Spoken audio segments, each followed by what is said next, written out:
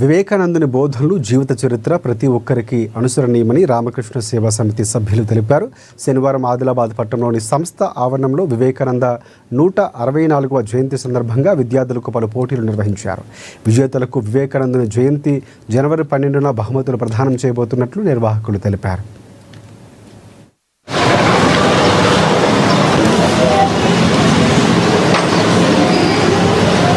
ఈనాడు స్వామి వివేకానంద స్కూల్లో వివేకానందుని యొక్క 164వ జయంతి సందర్భంగా మరి ఈ పోటీ పరీక్షల్ని నిర్వహించడం జరుగుతున్నది. 12th జనవరి నాడు ఈ యొక్క వివేకానందుని జయంతి ఉంటుంది కాబట్టి ఆ పోటీ పరీక్షల్ని ఈ రోజు మేము నిర్వహించి ఆనాడు మరి బహుమతులు ప్రదానం చేయడం కూడా జరుగుతున్నది. మరి ముఖ్యంగా ఈ ఉద్దేశం ఏంటంటే స్వామి వివేకానందుడు ఎప్పుడు కూడా నర్వస్ అంటే ఎప్పుడు కూడా నెగటివ్ మాట్లాడకపోతుండే, పాజిటివ్ అని. ఎట్లా అంటే strength is life, weakness is death. అంటే మనం ఎప్పుడు కూడా బలమే జీవనము, బలహీనమే మరణము.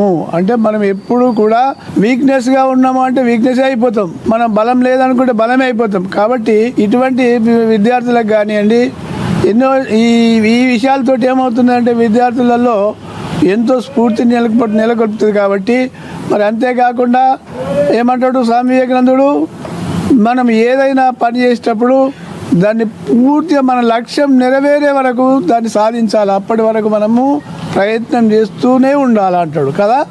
అందుకోసం స్వామి వివేకానందుని యొక్క ఈ యొక్క సూక్తులతోటి మీ విద్యార్థుల్లో కానివ్వండి మరి యువకుల్లో కానివ్వండి ఇటువంటి ప్రేరణ, ఇటువంటి స్ఫూర్తి కార్యక్రమాలని ఉండాలనే ఉద్దేశంతో విద్యార్థులు భావితరానికి మరి మన దేశానికి మన సమాజానికి ఉపయోగపడతారనే ఉద్దేశంతో మేము ప్రతి సంవత్సరం 2010 నుండి ఈ కార్యక్రమాలు చేయడం జరుగుతున్నది.